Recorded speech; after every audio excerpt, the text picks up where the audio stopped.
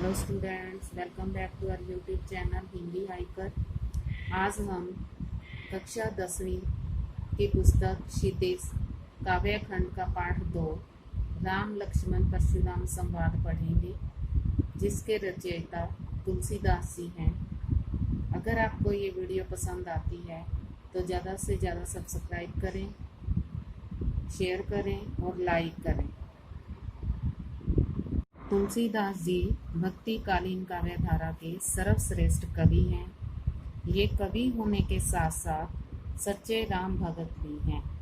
इनका जन्म 1532 ईस्वी में हुआ। इनके गुरु नरहरि दास जी थे। 1623 ईस्वी में काशी में इनका स्वर्गवास हो गया। तुलसीदास जी ने अवधी और ब्रिज भाषा में साहित्य की रचना की। तुलसीदास जी के महाकाव्य रामचरितमानस के बाल कांड में से ये संवाद लिया गया है। राम लक्ष्मण परशुराम संवाद लिया गया है। इसमें कवि ने उस समय का वर्णन किया है जब राजा जनक ने अपनी सुपुत्री सीता जी के लिए एक स्वयंवर का आयोजन किया। स्वयं प्लस वर। इसमें कन्या को अपना वर स्वयं चुनने की आज़ादी होती है। इसमें राजा द्वारा शिव के धनुष पर प्रत्यंचा चढ़ाने की शर्त रखी गई थी। राम ने इस शर्त को पूरा करने के लिए धनुष को उठाया, लेकिन प्रत्यंचा चढ़ाते समय धनुष बीच से टूट गया। धनुष के टूटने से हुई घोर गर्जना को सुनकर परशुराम जी वहां पहुंच गए और उन्होंने क्रोधित होकर पूछा कि यह धनुष किसने तोड़ा है। तब राम ने सरल स्वभाव से उत्तर देते हुए कहा, नाथ शंभु धनु भंज निहारा, होई केहू एक दास तुम्हारा, आइसो का कहिए किन मोही, सुन रिसाई बोले मुनि कोही। श्री राम यहाँ परशुराम जी को जवाब देते हैं, नाथ मीन्स स्वामी। शंभु धनु शिवजी का धनुष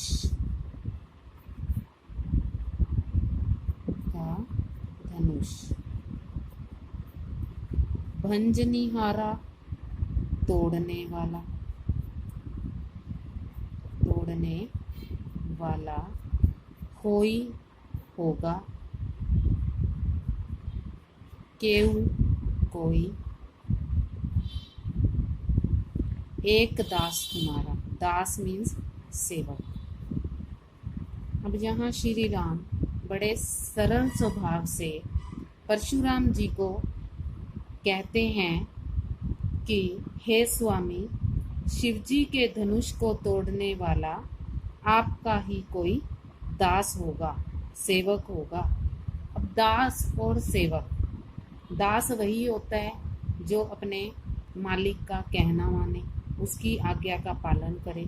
अब श्री राम परशुराम जी क्रोधित हैं, गुस्से में हैं, तो श्री राम उन्हें कह रहे हैं कि हे स्वामी, शिवजी का धनुष तोड़ने वाला कोई आपका ही कोई एक सेवक होगा। आइसु का कहिए किन मोही, आइए कहा क्या, कहिए कहना, किन मोही मुझसे। श्री राम यहाँ परशुराम जी को कह रहे हैं कि आप क्या आज्ञा देना चाहते हैं, मुझे आकर कहें। श्री राम की ये बात सुनकर सुनी रिसाई बोले मुनि को ही। अब श्री राम की ये बात सुनकर जब उन्होंने ये कहा कि आप क्या आज्ञा देना चाहते हैं, मुझसे आकर कहिए। मोही सुनी सुनकर, रिसाई क्रोध, मुनि ऋषि, परशुराम जी के लिए मुनि यहाँ प्रयोग किया गया है, क्रोही क्रोधी। अब श्री राम की ये बात सुनकर कि आप शिव का धनुष तोड़ने वाला कोई आप ही का सेवक है, इस बात को सुनकर जो मुनि थे, क्रोधी मुनि, वो और क्रोधित हो जाते हैं और कहते हैं, सेवक सोजो करे सेवकाई, अरी करनी करी करिए लड़ाई। अब यहाँ परशुराम जी बोल रहे हैं और वो कह रहे हैं कि सेवक दास, सेवकाई सेवा का काम करे, सेवा का काम करने वाला, अरी करनी शत्रुता का कार्य, अरी करनी शत्रुता का कार्य, लड़ाई लड़ाई। अभी यहाँ परशुराम जी कह रहे हैं कि सेवक वही होता है जो सेवा का काम करता है, लेकिन शत्रुता का काम करने वाला तो लड़ाई ही करता है। यानी कि शत्रुता का काम करने वाला तो शत्रु ही होता है। दास वही होता है जो सेवा का काम करता है, जो अच्छा काम करता है, और जो लड़ाई का काम करता है वो शत्रु ही होता है। सुनो राम जेहि शिव धनु तोड़ा। अब फिर परशुराम जी राम से कह रहे हैं, सुनो राम, सुनो राम, हे राम सुनो, जेहि जिसने भी, जिसने भी, शिव धनु शिव का धनुष, शिव का धनुष तोड़ा, तोड़ा, सहस बाहु समसो रिपु मोहा। सहस बाहु एक ऐसा राक्षस जिसकी 1000 भुजाएं हों। सहस बाहु एक ऐसा राक्षस जिसकी 1000 भुजाएं हों। सम समान, रिपु शत्रु। अब यहाँ परशुराम जी श्री राम को कह रहे हैं कि हे राम सुनो, जिसने भी शिव का धनुष तोड़ा है वह सहस्र बाहु के समान मेरा शत्रु है। अब परशुराम जी गुस्से में है बहुत, तो श्री राम के द्वारा कहे गए प्रश्न का उत्तर दे रहे हैं। श्री राम ने कहा कि आपका ही कोई दास है, तो उन्होंने कहा दास तो सेवा का काम करता है, पर यहाँ तो शत्रुता का कार्य किया गया है।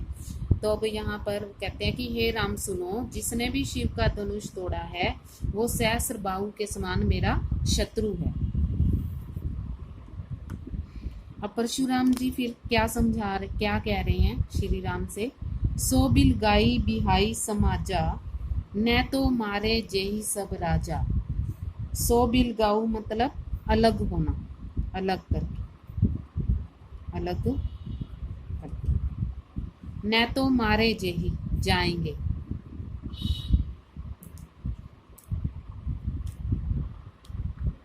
मारे जाएंगे।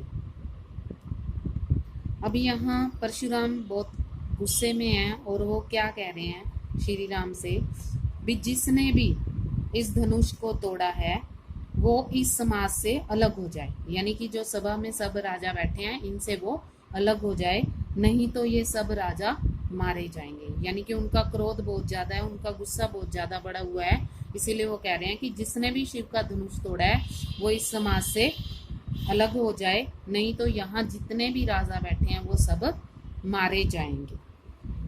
सुन मुनि वचन लखन मुस्काने, बोले परशु धरी अवमाने। सुन मुनि वचन, मुनि यानी कि परशुराम, परशुराम जी के वचनों को सुनकर लखन लक्ष्मण मुस्काने, मुस्कुराने लगे, हंसने लगे।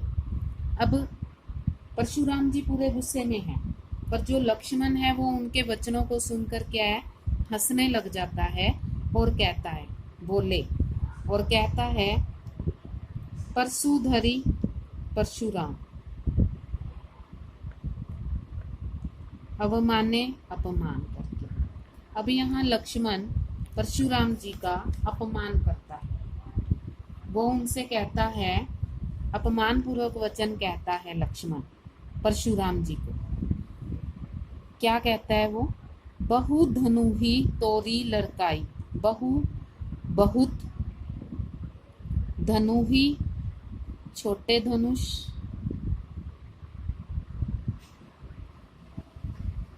तोड़ी तोड़े,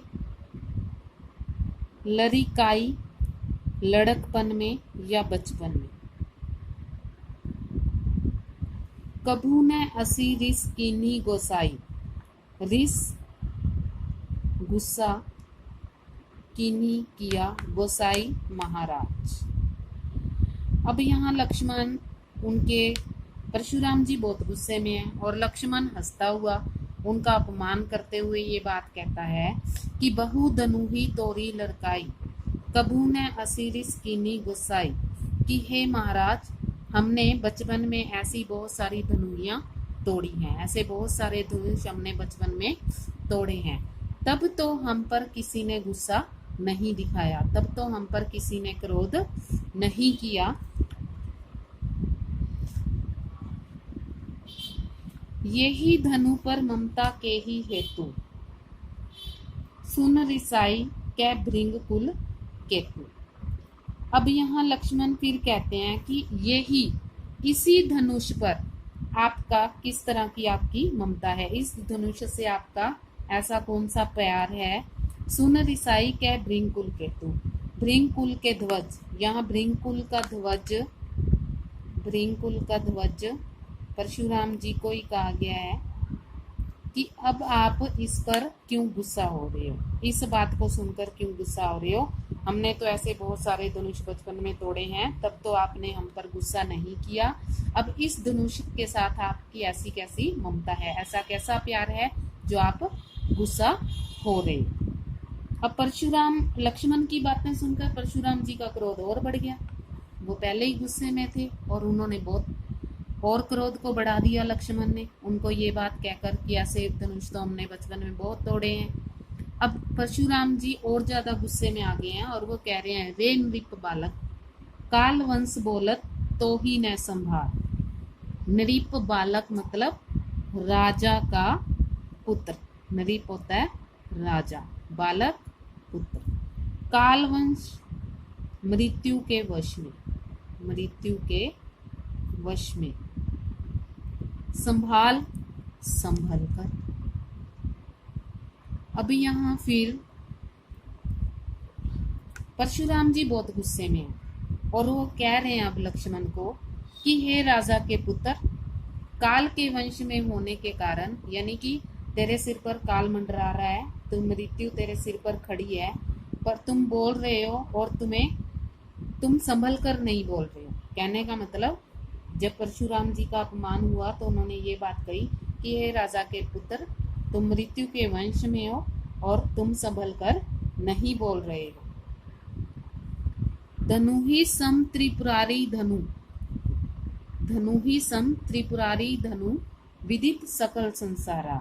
अब यहाँ परशुराम जी उसे समझा रहे हैं लक्ष्मण को कि ये जो धनु ही सम, जिसे तुम छोटा धनुष, जिसे तुम धनुही के समान कह रहे हो, त्रिपुरारी धनु शिव का जो धनुष है, शिव का जो धनुष है जिसे तुम कह रहे हो धनुही, उससे सभी लोग परिचित हैं। विदित मतलब परिचित, सकल संसार मतलब सारा संसार, सारा जग, यानी कि जिस धनुष को तुम धनुही कह रहे हो, शिव के धनुष को तुम धनुही कह रहे हो, उससे सारा संसार परिचित है। उस धनुष को सारा संसार जानता है कि वो शिव का धनुष है, वो धनुही के समान नहीं है, वो एक आम धनुष नहीं है। अब इस पूरे स्टैंजे में राम और लक्ष्मण और परशुराम जी के बीच में संवाद चलता है, बातचीत चलती है। शिव के धनुष टूटने पर, तो शिव का धनुष टूट जाता है तो परशुराम जी क्रोधित हो जाते हैं और राम से कहते हैं, और बीच में ही लक्ष्मण के साथ भी बातचीत होती है, पर परशुराम जी का गुस्सा शांत नहीं होता। शेष हम अगले भाग में करेंगे। अगर आपको ये वीडियो पसंद आती है तो ज़्यादा से ज़्यादा चैनल को सब्सक्राइब करवाएं, शेयर करें, लाइक करें। धन्यवाद।